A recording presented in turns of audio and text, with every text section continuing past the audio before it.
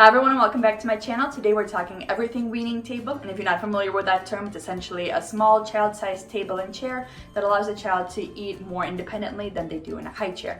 So we're going to be covering how we made that transition, what has worked for us, some tips and tricks I've got, as well as some ways that we're curbing unwanted behaviors that a child may display when they make that transition. First things first, my tip for you is going to be to step back and really observe your child and understand what their personality is like and what you may expect from them. So Zella, for example, is very strong-willed, she's quite independent, and she can be a little bit stubborn, which means that if I simply give her all that freedom at once, we may run into some trouble. So I took a more phased approach and I started out very slow, and I recommend doing this at least partially for your child regardless of what their personality is like. I first started out outside at our picnic table because that is a place that Stella loves, and I started out with meals that I knew she would really enjoy. So that for her would be her breakfast and her snacks. For a few days we had snacks outside at the picnic table, so she still had that freedom of movement. She would technically be able to get up and leave if she wanted to, but because it's a meal that she really enjoys, which is her snack, she was more motivated to just stay and finish the meal. The other tip that goes along with that is I would recommend giving your child a meal that they're very comfortable and capable of self-feeding with. So if they're really good with a spoon and fork, go ahead with that. If not, I started out with finger foods, so specifically things like bananas, waffles, pancakes, any kind of fruits,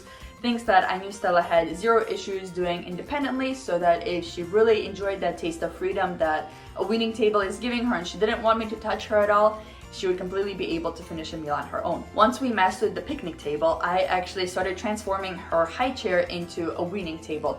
And there were a couple of reasons for that, mainly because I couldn't find a good weaning table in time for when this transition started. Stella kind of guided when she was ready to do this. She started throwing a fit every single time we were trying to put her into the high chair. So if your child is doing the same thing, it may be time to really transition into a weaning table at this point. So because we didn't have a weaning table just yet, I actually put her high chair down on the floor because it does transition into a booster seat, and since it does have those arm things on the sides, she was still safe sitting in it as is without being strapped in because she wasn't going to topple to the sides.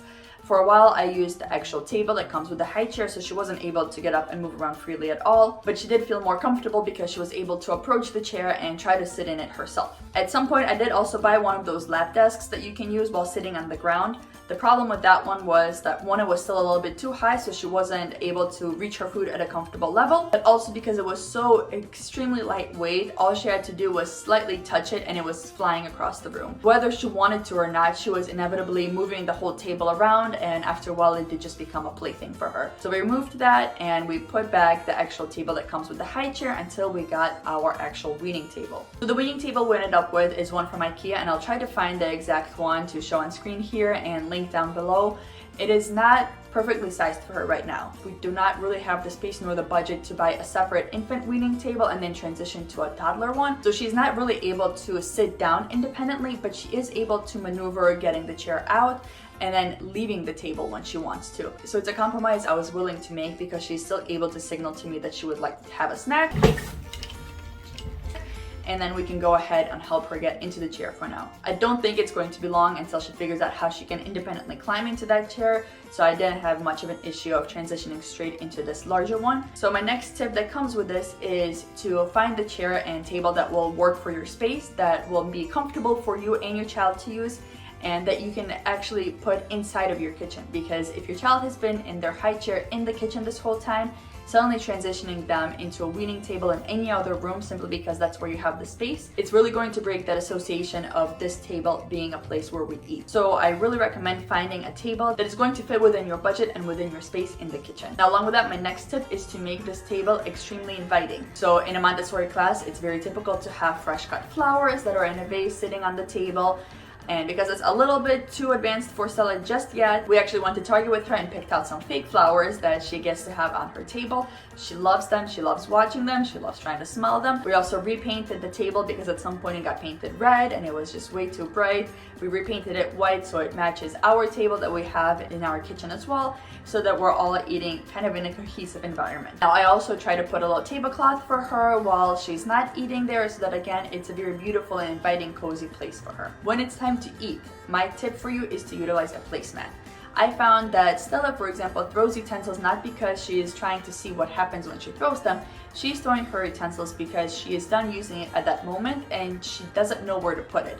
For her, it doesn't make sense for some reason to put it on her table, so she just throws it. Now that I've introduced a little placemat that has the markings of where everything goes, she's getting a lot better at putting her spoon down at least somewhere on the placemat, because I've shown her time and time again that we put it where the spoon drawing is. We're definitely still working on this. We're nowhere near perfect, but it has definitely become a lot easier for her to control that impulse to just throw it overboard just because she's done using that spoon at the moment. Another quick tip is actually to let your child explore this new contraption that you've placed in their eating space. So I let Stella actually look around and maneuver the table and the chairs, as well as the placemat that I was offering to use at her table.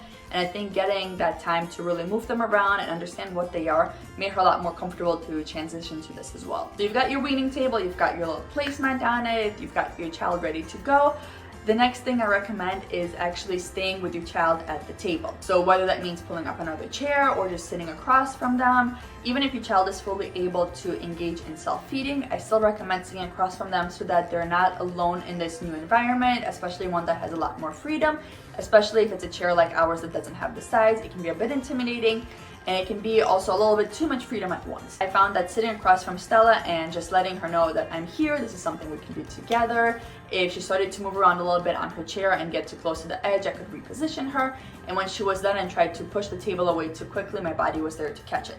So she was able to figure out how much she needs to push the table to safely get down. Despite her being a wild child that seems to be programmed to self-destruct, she has been able to figure out that she needs to be very slow in lowering her feet.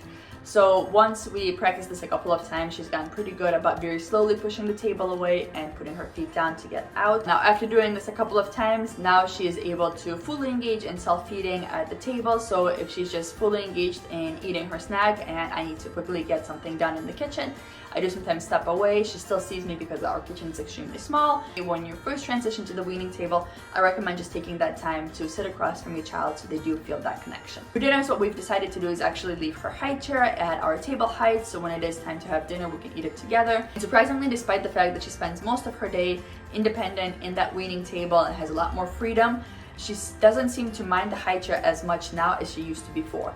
So she seems to really like that change of pace of being together as a family at dinner time, so that's what we're going with right now. So some unwanted behaviors that we may expect to see from a child once we transition them to that weaning table is obviously trying to get up and walk away. And for that, I would really recommend starting first with foods that the child likes and meals that the child likes when you first transition to the weaning table.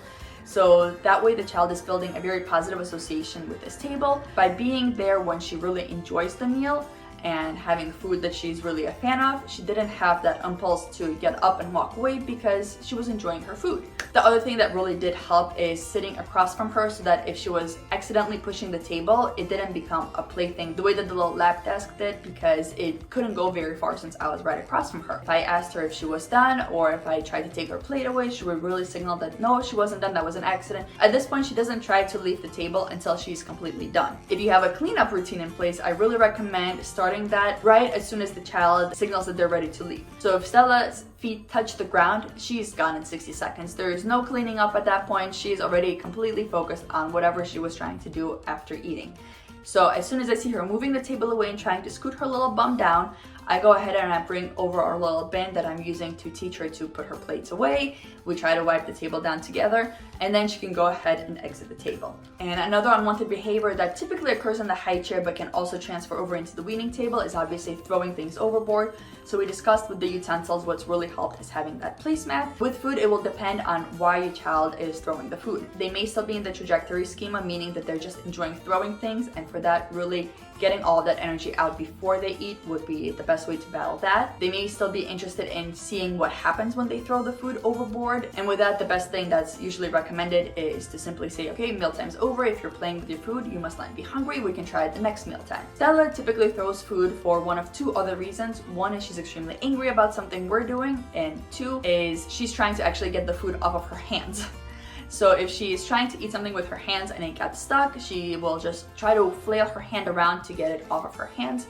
So similar to how I introduced the placemat to combat her throwing the spoon because she doesn't need it anymore, next we're going to be introducing a napkin that she will be using to wipe her hand off. Now in terms of getting angry, if your child tends to throw a tantrum, which Stella sometimes does with food, the thing that I have been reminding myself and I've been reminded by others multiple times is children's behavior and the way children are acting is a reaction to something we have done. And when I take a moment to pause and analyze what Stella is doing, it is 99% of the time a reaction to something I have done. So for example, today she had taken out a bag of crackers because she wanted to have a cracker, but we were just about to sit down and have soup for lunch.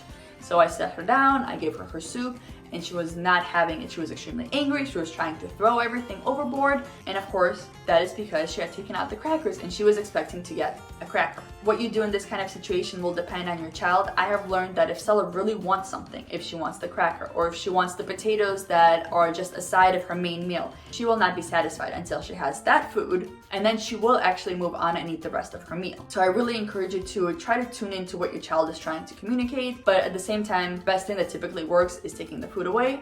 We can try it at a different mealtime. We've done this a couple of times with Stella at this point, and without a doubt, the next mealtime she completely finishes that meal. So it does work even for the most stubborn of kids. So that sums up our journey to transitioning to a weaning table. Start out small, start out with something that your child is comfortable with, that they're very excited to try, and make it a place that's very inviting and exciting for your child, and also a place that they're very familiar with. And if you've got any other questions on how to make that transition, definitely drop them down below. I'll be happy to get in conversation with you guys in the comments. Until next time, I hope you stay safe.